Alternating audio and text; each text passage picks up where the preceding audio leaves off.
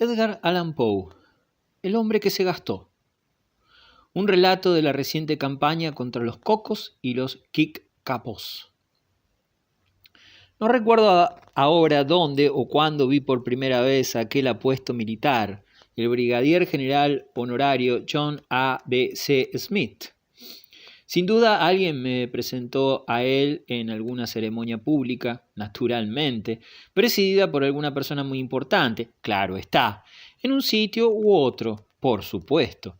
Aunque me haya olvidado inexplicablemente de su nombre, debo decir que esperé aquella presentación en un estado de nervios que me impidió formarme una idea bien definida del lugar y del tiempo.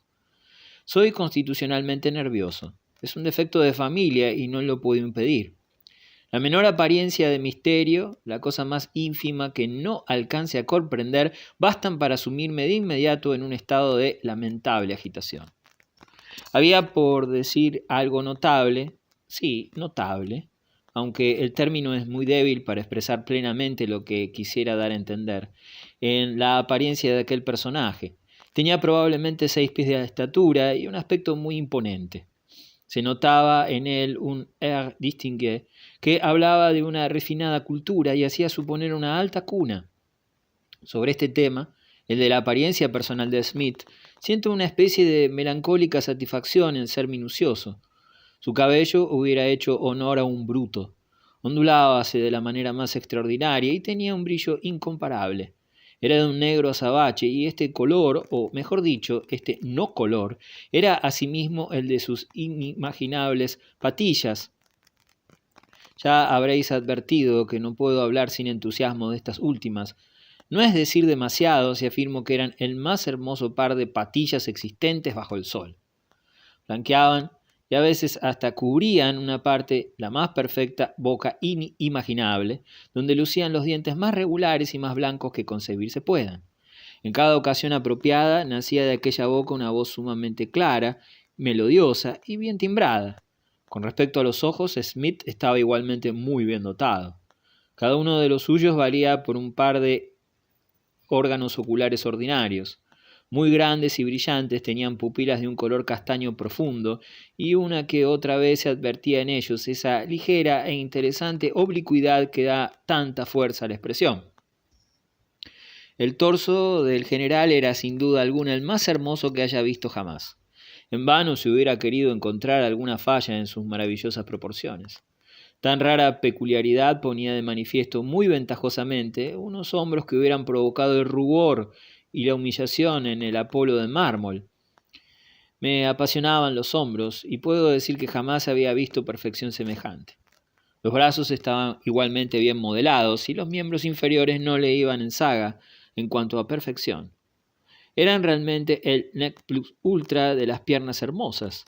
Todo conocedor de la materia reconocía que aquellas piernas eran notables. Ni demasiado carnosas ni demasiado flacas, ni rudeza ni fragilidad. Imposible imaginar una curva más graciosa que la del os fémurs. Ni siquiera faltaba la suave prominencia de la parte posterior de la fíbula, que contribuye a la conformación de una pantorrilla debidamente proporcionada. Hubiera pedido a los dioses que a mi amigo y talentoso escultor, Chimpón Chino, le fuera dado contemplar las piernas del brigadier general honorario John A. B. C. Smith. Empero, aunque los hombres tan apuestos no abundan tanto como las razones o las zarzamoras, me resultaba imposible creer que lo notable a que he aludido en este extraño je ne sais quoi que envolvía a mi reciente conocido procediera tan solo de la acabada perfección de sus dones corporales. Quizás emanara de su actitud, pero tampoco en esto puedo ser demasiado afirmativo. Había un estiramiento, por no decir rigidez en su actitud, un grado de precisión mesurada y, si se me permite decirlo así, rectangular en todos sus movimientos, que una persona más pequeña hubiera parecido lamentable afectación o pomposidad, pero que, en un caballero de las dimensiones del general, no podía atribuirse más que a reserva, a ardeur y en una palabra al loable sentido de lo que corresponde a la dignidad de las proporciones colosales. El excelente amigo que me presentó al general Smith me dijo al oído algunas frases elogiosas sobre el militar. Era un hombre notable, muy notable. y en realidad uno de los más notables de la época. Gozaba de especial favor entre las damas, sobre todo por su alta reputación de hombre valeroso. En ese terreno es insuperable, no hay nadie más temerario que él, un verdadero paladín, sin la menor duda, dijo mi amigo con un susurro, llenándome de excitación por el misterio que había en su voz. Sí, un paladín completo, a no dudarlo, y lo demostró a fe mía durante la última y terrible lucha en los pantanos del sur contra los indios cocos y los kikapós. Aquí mi amigo abrió mucho los ojos. Dios me asista, cuánta sangre, pólvora, todo lo imaginable. Prodigios de valor. Supongo que ha oído usted hablar de él. Probablemente no ignora que es el hombre que... Vaya, vaya. ¿Dónde está usted? ¿Cómo le va? Cuánto me alegro de encontrarlo. Lo interrumpió en ese momento el general en persona, tomando del brazo a mi amigo e inclinándose rígida pero profundamente cuando le fui presentado. Pensé en aquel momento, y lo sigo pensando, que jamás había escuchado una voz tan clara, resonante, ni contemplado semejante dentadura, pero debo reconocer que lamenté que nos hubiera interrumpido justamente cuando, después de los murmullos y las insinuaciones que anteceden, me sentí interesadísimo por el héroe de la campaña contra los cocos y los kikapós. Pero la deliciosa y brillante conversación del brigadier general honorario John A. B. C. Smith no tardó en disipar completamente mi disgusto. Como nuestro amigo se marchó, casi de inmediato tuvimos un largo tête-à-tête, y no solo quedé muy complacido, sino que aprendí muchas cosas. Jamás he oído a un narrador más fluido, ni a un hombre más informado. Con loable modestia, sin embargo, se abstuvo de tocar el tema que más me apasionaba. Aludo a las misteriosas circunstancias referentes a la guerra contra los cocos, y por mi parte, una delicadeza que considero oportuna, me vedó mencionar la cuestión, pese a que me sentía tentadísimo de hacerlo. Noté asimismo que el valeroso militar prefería los tópicos de interés filosófico y que se complacía especialmente en comentar el rápido progreso de las invenciones mecánicas. Cualquiera fuera el rumbo de nuestro diálogo, volvía invariablemente a ocuparse del asunto. No hay nada comparable a esto, decía. Somos un pueblo admirable y vivimos en una edad maravillosa. Paracaídas y ferrocarriles, trampas perfeccionadas y fusiles de gatillo. Nuestros barcos a vapor recorren todos los mares y el globo de Nassau se dispone a efectuar sus viajes regulares, a solo 25 libras el pasaje, entre Londres y Timbuktu. ¿Quién puede prever la inmensa influencia sobre la vida social, las artes, el comercio, la literatura que habrán de tener los grandes principios del electromagnetismo? Y le aseguro a usted que no es todo. El progreso de las invenciones no conoce fin. Las más admirables, las más ingeniosas, y permítame usted agregar, Mr. Thomson, según creo. Permítame agregar, digo, que los dispositivos mecánicos más útiles, los más verdaderamente útiles, surgen día a día como hongos, si es que puedo expresarme así, o más figurativamente, como saltamontes, Mr. Thompson, en torno de nosotros, en torno de nosotros. Mi nombre no es Thompson, pero de más está decir que me separé del general Smith con multiplicado interés por su persona, imbuido de una altísima opinión sobre sus dotes de conversador y una profunda convicción de los valiosos privilegios que gozamos por vivir en esta época de invenciones mecánicas. Mi curiosidad, sin embargo, no había quedado completamente satisfecha y resolví de inmediato hacer averiguaciones entre mis amistades sobre el brigadier general honorario y sobre los tremendos sucesos Quorum Pars Magna Fuit, la campaña de los Kikos. La primera oportunidad que se me presentó y que, horresco reference, no tuve el menor escrúpulo en aprovechar, no aconteció en la iglesia del reverendo doctor Drummond, donde un domingo, a la hora del sermón, me encontré no solamente instalado en uno de los bancos, sino al lado de mi muy meritoria y comunicativa amiga Miss Tabitha T. Apenas la descubrí, me congratulé por el buen cariz que tomaba mis asuntos y no me faltaba razón, ya que si alguien sabía alguna cosa sobre el brigadier general honorario John A. B. C. Smith, esa persona era Miss Tabitha T. Nos telegrafiamos unas cuantas señales y empezamos sotto voce un animado tête-à-tête. Smith, dijo ella, en respuesta a mi ansiosa pregunta, ¿querrá usted decir el general ABC? Dios me asista, hubiera jurado que estaba al tanto de todo. Un episodio tan horrible. a esos capos, qué monstruos sanguinarios. Sí, luchó como un héroe, prodigios de valor, renombre inmortal. Smith, brigadier general honorario John A.B.C. Vamos, bien sabe usted que se trata del hombre que... El hombre, gritó el doctor Drummond con todas sus fuerzas y con un puñetazo que estuvo a punto de romper el púlpito, que ha nacido de mujer, solo vivirá poco tiempo, así como crece, así es, cortado como una flor. Me apresuré a correrme al extremo del banco, advirtiendo por las miradas que me echaba el predicador que la cólera, poco menos que fatal para el púlpito, provenía de los murmullos entre la dama y yo. No había nada que hacerle, me sometí, pues, resignadamente, y escuché, envuelto en el martirio de un silencio digno, el resto de aquel importantísimo discurso. A la noche siguiente acudí algo tarde al teatro Rand Ball, donde estaba seguro de satisfacer inmediatamente mi curiosidad mediante el simple y expediente de entrar al palco de aquellas exquisitas muestras de afabilidad y omnisciencia, las señoritas Arabella y Miranda Cognoscetti. El notable, trágico clímax representaba a Iago ante un público numeroso y me costó algún trabajo hacerme entender, máxime cuando nuestro palco estaba casi suspendido sobre la escena. «Smith», dijo Miss Arabella, que por fin comprendió mi pregunta. «¿Es Smith el general John A.B.C.?» «Smith», coreó pensativamente Miranda. «Dios me bendiga. ¿Ve usted alguna vez un hombre de mejor estampa?»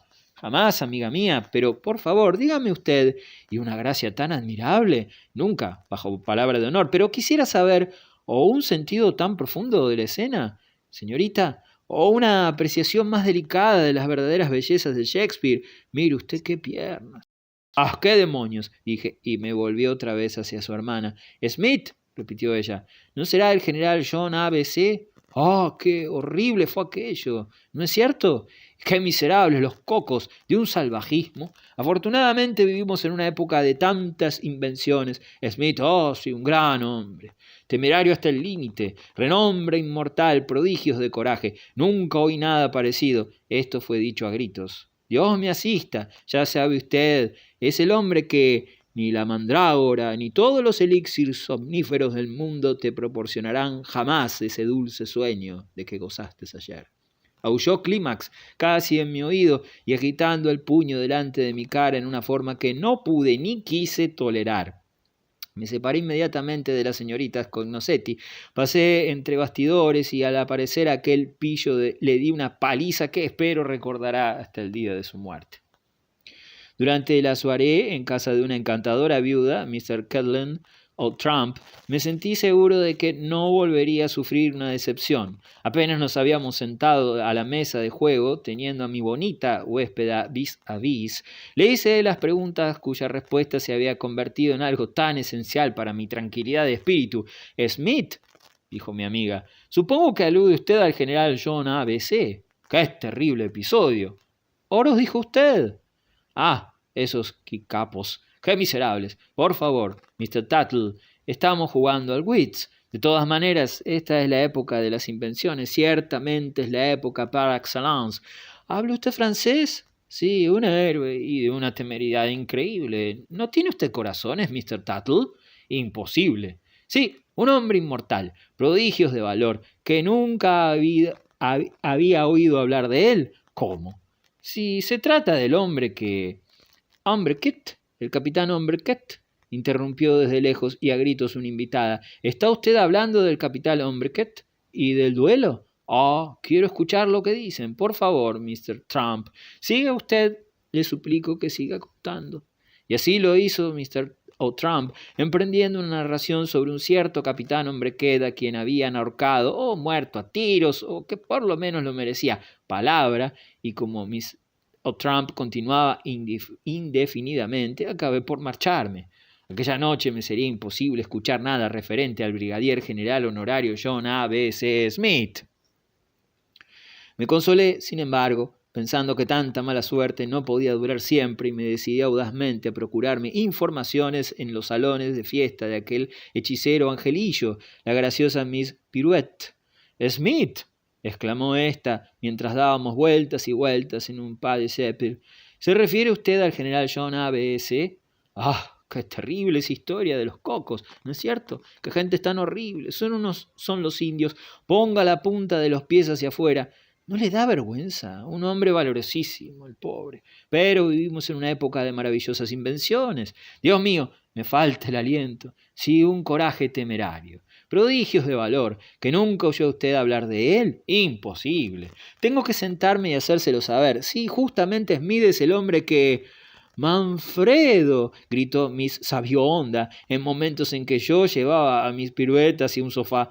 ¿Cómo se puede decir semejante cosa? Le aseguro que se trata de Manfredo y no de Manfrido. Y como Miss Sabionda me tomara por testigo de la manera más perentoria, me vi precisado, quisiera o no, a terciar en la solución de una disputa referente al título de cierto drama poético de Lord Byron.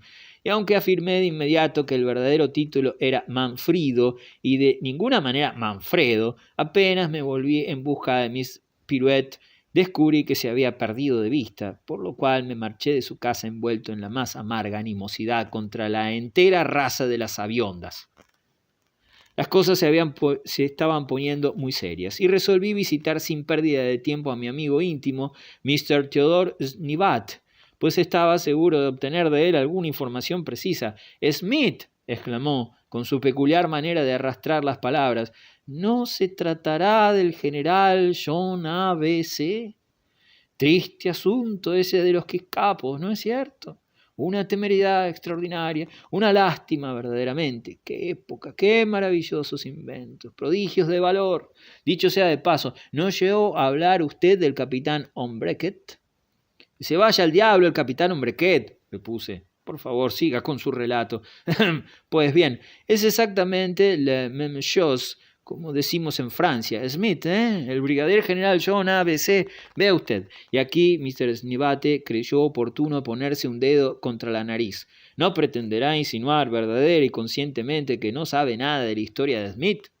Porque usted habla de Smith, supongo, de John A.B.C., ¿eh? Pues, estimado amigo, se trata del hombre. Señor Snebate, imploré, ¿se trata del hombre de la máscara de hierro? No, repuso con aire de entendido, ni tampoco del hombre de la luna. Consideré que esta réplica constituía un punzante y claro insulto y abandoné de inmediato la casa, lleno de cólera y dispuesto a exigir a mi amigo Mr. Snevad una pronta explicación por tan poco caballeresca conducta y tan mala educación. Pero, en el interín, no estaba dispuesto a renunciar a las informaciones que deseaba. Me quedaba todavía un recurso. Lo mejor sería la fuente misma. Visitaría inmediatamente al general pidiéndole con palabras explícitas una solución de tan abominable misterio.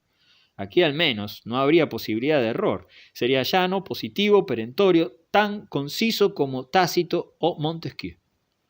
Llegué muy temprano a casa del general, que se estaba vistiendo, pero como insistí en que se trataba de algo urgente, un viejo mucamo negro me hizo pasar al dormitorio y se quedó allí para servir a su amo. Como es natural, al entrar en la habitación miré en torno buscando a su ocupante, pero no lo distinguí. Había un bulto muy grande y muy raro contra mis pies, y como no estaba yo del mejor de los humores, le di un puntapié para quitarlo del camino. No me parece una conducta muy correcta, que digamos, dijo el bulto con una vocecilla tan débil como curiosa, algo entre chirrido y silbido. Grité de terror y huí diagonalmente hasta refugiarme en el rincón más alejado del dormitorio. Mi estimado amigo, volvió a silbar el bulto, ¿Qué cosa le sucede? Hasta creería que no me reconoce usted. ¿Qué podía yo contestar a esto? Tambaleándome me dejé caer en un sillón y con la boca abierta y los ojos fuera de las órbitas esperé la solución de aquel enigma.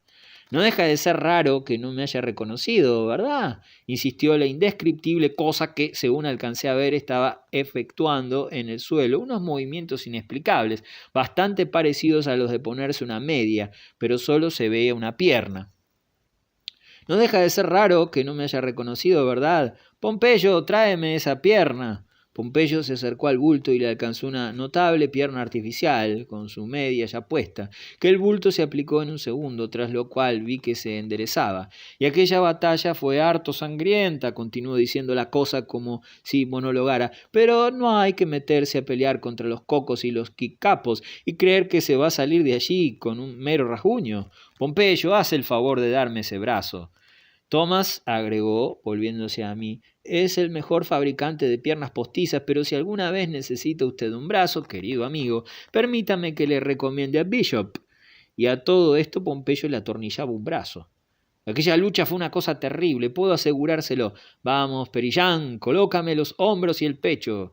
Petit fabrica los mejores hombros, pero si usted quiere un pecho, vaya con Ducrow. ¿Un pecho?, exclamé. Pompeyo, ¿terminarás de ponerme la peluca? Que lo esculpen a uno no tiene nada de agradable. Pero, en fin de cuentas, siempre es posible procurarse un peluquín tan bueno como este en el de Lorme. ¿Peluquín? Vamos, negro, mis dientes. Para una buena dentadura le aconsejo ir enseguida a Palmy. Cuesta caro, pero hacen trabajos excelentes. En cuanto a mí, me tragué no pocos de mis dientes cuando uno de los indios cocos me machacaba con la culata de rifle. ¿Culata de rifle? ¿Lo machacaba? ¿Pero qué ven mis ojos? Ah, ahora que lo menciona, trae aquí ese ojo, Pompeyo, y atorníllalo pronto. Esos capos no son nada lerdos para dejarlo a uno tuerto, pero el doctor Williams es un hombre de talento y no puede imaginarse lo bien que veo con los ojos que fabrica. Comencé entonces a percibir con toda claridad que el objeto erguido ante mí era nada menos que mi reciente conocido, el brigadier general honorario John A. B. C. Smith.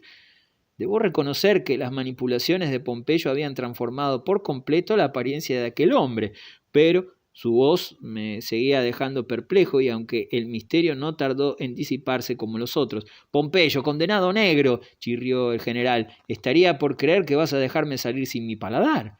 Murmurando una excusa, el negro se acercó a su amo, le abrió la boca con aire de entendido de un jockey y le ajustó en el interior un aparato de singular aspecto, haciéndolo con grandísima destreza, aunque por mi parte no alcancé a ver nada.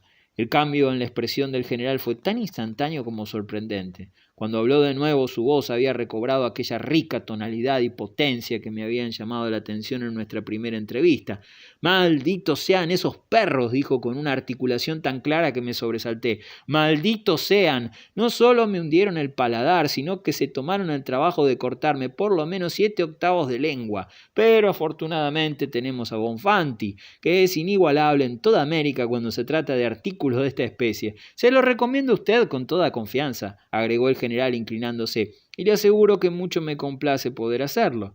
Agradecí su gentileza lo mejor posible y me despedí de inmediato, perfectamente enterado de la verdad y sin el menor resto de aquel misterio que tanto me había perturbado. Era evidente, era clarísimo. El brigadier general honorario John A. B. C. Smith era el hombre que se gastó.